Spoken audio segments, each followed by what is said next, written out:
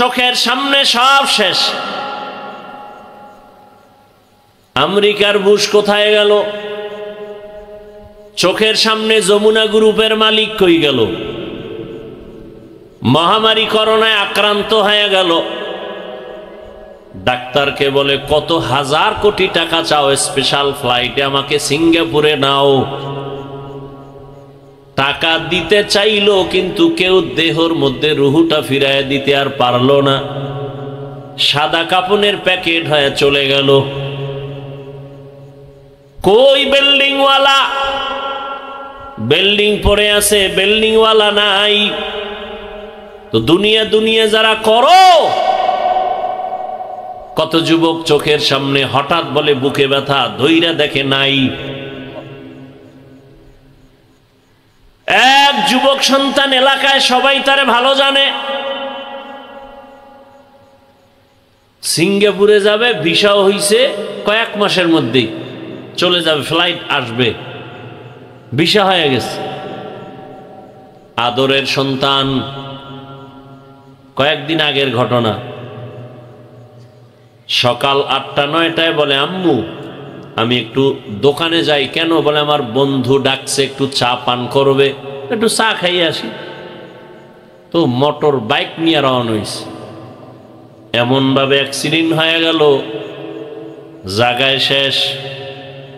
সিঙ্গাপুরের ভিসাও রেডি, কিন্তু কবরের ভিসা যাচ্ছে কে জানে। বন্ধুর সাথে আর দেখাও হলো না।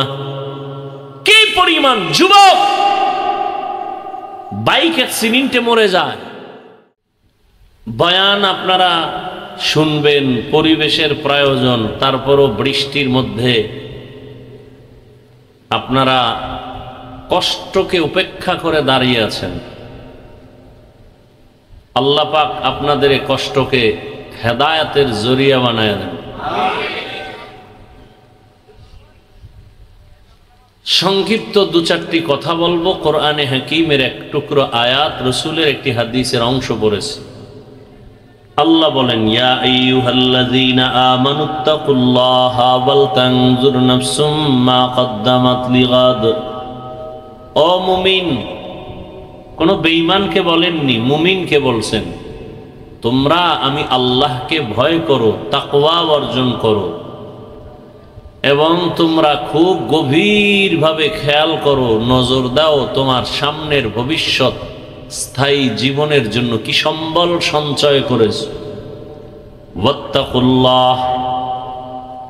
আবার আল্লাহ বলেন আমাকে ভয় করো, ইন্নাল্লাহা খাবীরুম বিমা তা'মালুন।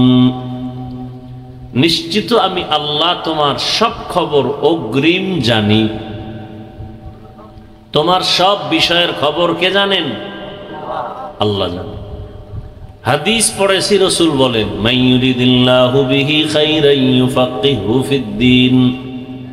আল্লাহ যার কল্যাণ চান তাকে আল্লাহ তাফাক্কুহ ফিদ্দীনের মাকাম দান করেন। একটা হলো তাআল্লুম ফিদ্দীন, আর একটা হলো এই ভাই সাউন্ড ডিস্টার্ব হয় কেন? এতক্ষণ তো যেভাবে ছিল ওভাবে থাক। এই বুশটা তৈরি করার জন্যই ওয়াজের আয়োজন, আর কিছু না। আমরা নতুন কোনো বয়ান করব না, বয়ান পুরান্ডি। মাকাসাদ হলো বুঝ আসুক। বুঝটা এসে গেলেই আজকে নামাজ পড়তে ভালো লাগে না, বুঝ আসলে নামাজ ছাড়তে ভালো লাগবে না। আজকে পর্দা করতে ভালো লাগে না, বুঝ এসে গেলে দিনের সহি বুঝ, তখন পর্দা আর লঙ্ঘন করতে ভালো লাগবে না। আল্লাহ সব ভাইকে সহি বুঝ দান করেন। যে আয়াত আমি পড়েছি, আল্লাহ বলেন, ও মুমিন আল্লাহকে ভয় করো। কোন বেঈমানকে বলেন নাই কেন আল্লাহকে ভয় করো? মুমিনকে বলার একমাত্র কারণ, জান্নাত শুধু মুমিন পাবে, কোনো বেঈমান জান্নাত পাবে না, কখনোই পাবে না। আর মুমিনদের মধ্যে তো একটু আগেই বললাম 72 দল পাবে না, এক দল জান্নাত পাবে। 72 দল পাবে না এটা ফাইনাল না, বহু বিচার মাইর খাওয়ার পরে পেতে পারে। মুমিন জান্নাত পাবে যদি 72 দলেও থাকে, বিচার হওয়ার পরে। আর একদল মুমিন, কোনো বিচার নাই, হিসাব নাই, ডাইরেক্ট জান্নাতে যাবে। ওই মুমিন কারা? যারা নবীও মানে, সাহাবায়ে কেরামদেরকেও মানে। আর বর্তমান হালাত বড় করুন। আপনারা তো স্লোগান দিচ্ছেন দেশ স্বাধীন হয়েছে, না? দেশ স্বাধীন হয়েছে, স্লোগান দিয়েছেন দেশ স্বাধীন। স্বাধীন হওয়ার পর থেকে এ পর্যন্ত আন্দোলন তো কমতেছে না। কি স্বাধীন করলেন? এতদিন নারীরা শুধু দাবি জানাইছে মৌখিক, আজকে তারা মাঠে নামছে, মিছিল করতেছে। আমাদের দেশের তৃতীয় লিঙ্গের হিজড়ারা, ভিন্ন নারীরা সব এক ময়দানে আসছে। কে যেন তাদেরকে ইঙ্গিত করেছে, মাঠে নামো, আন্দোলন চালাও, দাবি পূরণের 95% রেডি হয়ে যাবে। ইশারা না পেয়ে নামছে। কথা বলেন না কেন? এই স্বাধীন করছেন। একজনে লেখছে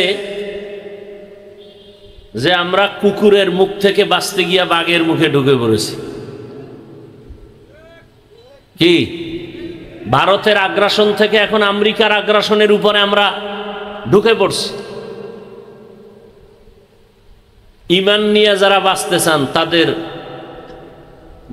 অনেক মাইর খাওয়া লাগবে, সেজন্য রেডি থাকেন। আর যারা নামে মুসলমান, গাঞ্জাও খাইবেন, মদও পান করবেন, মায়েরও মারবেন, বাবারও মারবেন, আলেমরে মারবেন, মুরব্বী আলেমদের সাথে বেয়াদবি করবেন, আপনাদের কোনো টেনশন নাই। আপনারা মরার আগে জাহান্নাম দেখে যেতে পারবেন। আর যারা না জান্নাতি পাবো, মৃত্যু তো হবেই, কুত্তাও মরে, শুকরও মরে, আমি মানুষ হয়ে মরব, তাহলে আপনাকে বহু ঘাত প্রতিঘাত সহ্য করতে হবে। কিসের স্বাধীন? কত রক্ত যাবে আরো। ইসলাম যদি চান, আল্লাহর ভয়ের নাম তাকওয়া, এটার দাম কত?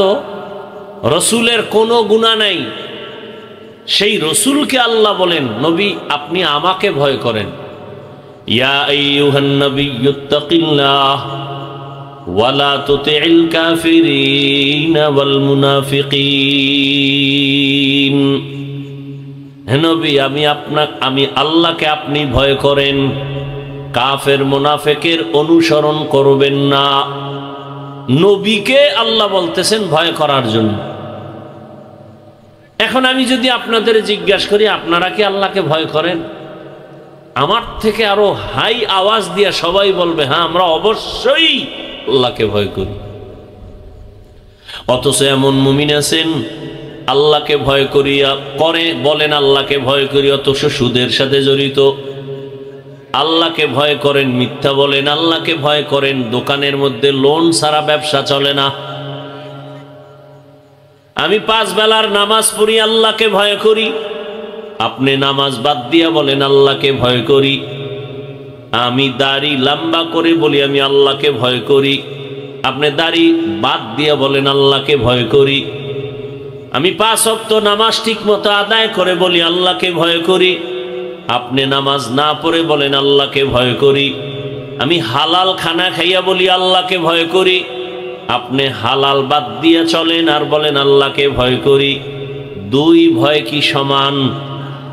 মূলত আপনি ভয়ই করেন না। ভয় কি জিনিস? বলে একটা সন্তান মা বাবাকে ভয় করে। প্রমাণ? বলে মা বাবার সামনে একটা সন্তান অন্যায় করে না কেন? বলে শাস্তির ভয়। একটা ছাত্র শিক্ষকের ভয় করে। প্রমাণ? বলে শিক্ষকের সামনে ছাত্র অন্যায় করে না, শাস্তির ভয়। ঠিক এই জমিনে যেই মানুষ আমার আল্লাহকে আসলেই ভয় করবেন, ওই বান্দা গলায় ছুরি লাগাবে, দাড়ির মধ্যে অস্ত্র লাগাবে না। তাহলে বোঝা গেল আসলে ভয় আপনার আমার মধ্যে নাই।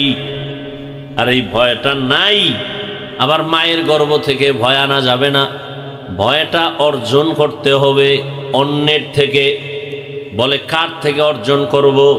লিকুল্লি শাইইন মাদিনুন ওয়া মাদিনুত তাকওয়া কুলুবুল আরিফিন। ভালো ভালো জিনিস রাখার গোডাউন আছে, তাকওয়ার গোডাউন হলো আল্লাহর প্রিয় বান্দাদের কলব। তাদের নজর লাগাও, নজর আসলেই তোমার কলবের মধ্যে তাকওয়ার পাওয়ার আসতে থাকবে। قال رسول الله صلى الله عليه وآله وسلم اتقوا فراسة المؤمن فإنه ينظر بنور الله। আল্লাহর প্রিয় বান্দাদের ফেরাসাতের পাওয়ার, এটাকে তোমরা ভয় করো, কারণ তারা অনেক কিছু দেখে, তুমি দেখো না। তারা কেমনে দেখে? চামড়ার চোখে বলে না, আল্লাহ তাদেরকে এমন একটা আলো দান করেন, নূরের আলো দিয়া তারা অনেক কিছু দেখেন। আমার চোখের মধ্যে চশমা লাগানো, গ্লাসের পাওয়ার যতটুকু ততটুকুই দেখি। এমনও পাওয়ারওয়ালা ক্যামেরা আছে, গ্লাসের পাওয়ার এত বেশি, 1000 মাইল দূর থেকেও সব স্পষ্ট দেখা যায়নি। কথা বলো না কেন? যায়। কলব, আমাদের ভেতরে একটা কলব আছে, এই কলবটা এমন, এর পাওয়ার কমে আর বাড়ে। আলা ইন্না ফিল জাসাদি মুদগাহ ইযা সালুহাত সালুহাল জাসাদু কুল্লুহু ওয়া ইযা ফাসাদাত ফাসাদাল জাসাদু কুল্লুহু আলা ওয়া হিয়াল কলব। রহমতের নবী বলেন, মানুষের মধ্যে যে কলব আছে এটা গোশতের একটা টুকরা। এই টুকরাটা ভালো থাকলে পুরা বডি ভালো, ভেতর বাহির ভালো। আর এই টুকরা যখন খারাপ হয়ে যায়, ভেতর বাহির পুরাটা খারাপ। ওই টুকরার নাম কলব। রহমতের নবী বলেন, মা মিন মাউলুদিন ইল্লা ইউলাদু আলাল ফিতরা। জমিনে যখন কোনো সন্তান আসে, তার কলবটা থাকে আয়নার মতো স্বচ্ছ। ফাআবাওয়াহু ইউহাব্বিদানিহি আও ইউনাসসিরানিহি আও ইউমাজ্জিসানিহি ইলা আখিরিল হাদিস। নবী বলেন, মা বাবা ওই সন্তানের অন্তরটাকে নষ্ট বানায়, মূর্তি পূজারি বানায় মা বাপ, অগ্নি পূজারি বানায়, গায়রুল্লাহর গোলাম বানায় মা বাবা। অন্য হাদিসে রহমতের নবী বলেন, মানুষ যখন একটা অন্যায় করে, গুনাহ করে, ওই টুকরাটার মধ্যে একটা কালো দাগ পড়ে, আর একটা গুনাহ করে আর একটা দাগ পড়ে, আবার গুনাহ করে আবার দাগ পড়ে। কালো দাগ পড়তে পড়তে কলবটা কালো পর্দায় আবৃত হয়ে যায়। তখন আর সামনে কিছুই দেখে না। তখন ভালোটারও খারাপ বলে। টুপি মাথায় দেওয়া ভালো, নামাজ ভালো, রোজা ভালো, সব ভালো, বান্দা এরপর পরে খারাপ। এই যে বৃষ্টি চলে, যারা টিনের ঘরে ঘুমায়, কি মজার আওয়াজ। এখন কয় যে মজা তো লাগে এক মজা, আর এক মজা খাওনের কি বলে, খিচুড়ি পাকাও গরুর গোশত দিয়া। কি দিয়া বলেন না কেন? গরুর গোশত দিয়া খিচুড়ি, আর এই টাইমে সেই মজা। ঘরের মধ্যে 10 জন আছে, মজা করে খাবে, কিন্তু একজন বলে আমার সামনে আনবি না, গরুর খিচুড়ি খাবো না, পারলে 1 ফোঁটা বিষ দে। খিচুড়ি ঝামেলা না তার ভেতরে ঝামেলা? খিচুড়ির বারবার বলে এটা খারাপ খারাপ, গরুর খিচুড়ি খাওয়া যাবে না। সবাই বলে আমরা মজা করে খাবো, তুমি এটার বদনাম করো কেন? বলে না, খিচুড়ি আসলে ভালো, তোমার পেট খারাপ। কি খারাপ? তাড়াতাড়ি পেটের চিকিৎসা নাও, তোমার সমস্যা হয়ে গেছে। নামাজ ভালো, রোজা ভালো, তাবলিগ ভালো, উলামায়ে কেরাম ভালো, জিকির ভালো, পাগড়ি ভালো না খারাপ? বলেন। যারা বলে তাবলিগ ভালো না, যারা বলে টুপি ভালো না, দাড়ি ভালো না, পাগড়ি ভালো না, জিকির ভালো না, তেলাওয়াত ভালো না, ওয়াজ মাহফিল ভালো না, তাদের কলব খারাপ। কি খারাপ? কলবের চিকিৎসা করো। কলবের চিকিৎসা কেমনে করবা? এই যে বডিটার উপরে কত না ক্রিম মাখি, বারবার আয়না দেখি স্পট আছে কিনা, সুন্দরভাবে পরিচ্ছন্ন করি, কিন্তু এই বডির কোনো দাম নাই। এটা একটা কাভার। ভেতরে আসল জিনিস চলে গেলে বলে এটা মানুষ না, মানুষের লাশ। ছেলে কান্দে, আব্বা নাই, সামনে সাদা কাপড়ে পেঁচানো, কে বলে এটা বাবার লাশ। তুই এরই তো বাপ ডাকলি এত বছর, এখন কেন বলো বাবা নাই? তাহলে তুই আসল বাবারে চিনোস নাই, আসল বাপ চলে গেছে, এখনকার বাবা নাই।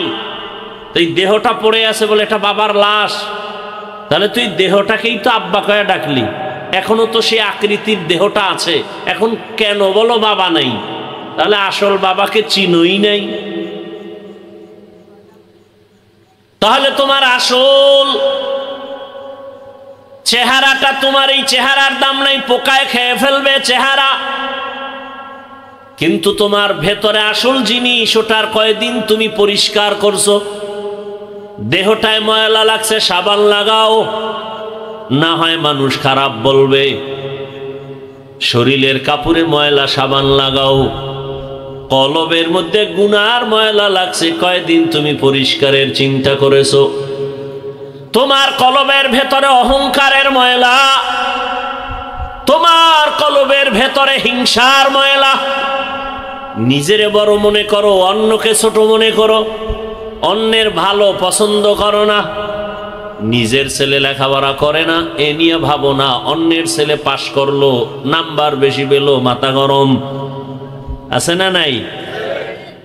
কলবের ভেতরে কিবিরের ময়লা, অহংকার, আমি ভালো, আমার সব ভালো, এই ময়লা সাফ করো। এই ময়লা সাফ করার জন্য হসপিটালে যাও, অপারেশন করো। এই ময়লা সাফ করার হসপিটাল হলো উলামায়ে আহলে হকের মজলিস। قال رسول الله صلى الله عليه وآله وسلم عليك بمجالسة العلماء واسمع كلام الحكماء فإن الله لا يحيي القلب الميت بنور الحكمة كما يحيي الأرض الميتة بوابل المطر। লুকমান হাকিম তার সন্তানকে উপদেশ দিতেছেন, রহমতের নবী সেই কথাটা সাহাবায়ে কেরামদেরকে রিপিট করতেছেন। নবী বলেন, লুকমান হাকিম তার সন্তানের বলে, ওলামায়ে কেরামের মজলিসে বসবা, তাদের হিকমতপূর্ণ কথা শুনবা, লাভ হয় মুর্দা দিল জিন্দা হয়ে যাবে, মুর্দা দিল জিন্দা হয়ে যাবে, কলবটা পরিষ্কার হয়ে যাবে। আগুনের কাছে গেলে তোমার শরীরে আগুন না নিলেও গরম ভাব আসবে। আতরের দোকানে দাঁড়াইলে আতর কিনতে পারো, ভালো, পারো নাই ফাও নাও, কয় ভালো, কয় ভাও দেয় না, অন্তত ঘেরান পাইবা, ঠিক নেই? ওলামায়ে কেরামের কাছে যাও, আল্লাহকে পাইবা। যদি আল্লাহকে অন্তত নাও পাও, আল্লাহ পাওয়ার ঠিকানাটা জানবা। কি আল্লাহরে কোথায় পাওয়া যায়? আল্লাহ সম্পর্কে একটা তোমার ভেতরে পেরেশানি আসবে, ভাব আসবে, চিন্তা আসবে। ওলামায়ে কেরামের মজলিস ছাড়া দিন বুঝার জানার কোনো পথ নাই। অতএব ওলামায়ে কেরামের কাছে যাও, তাদের মাধ্যমে কলবকে তুমি জিন্দা বানাও। জমিনে সূর্যের গরম লেগে যেমন পুরাটা ফেটে যায়, হাত চাষাবাদ চলে না, ফসল উৎপাদনের ক্ষমতা হারিয়ে ফেলে, আবার আল্লাহর বৃষ্টি দিয়ে মুহূর্তে জমিনটা নরম হয়ে যায়, ফসল উৎপাদনের ক্ষমতা ফিরে পায়। গুনাহ করে যারা কলবটাকে ভেঙে ফেলেছো, উলামায়ে কেরামের কাছে যাও। আল্লাহ রহমতের বৃষ্টি যখন দিবেন, আল্লাহওয়ালাদের নেক নজর যখন পড়বে, কলবটা এই পরিমাণ জিন্দা হবে, এখন তোমার নামাজ পড়তে ভালো লাগে না, তখন নামাজ না পড়লে ভালো লাগবে না। এখন তোমার রোজা রাখতে ভালো লাগে না, তখন তোমার রোজা না রাখলে ভালো লাগবে না।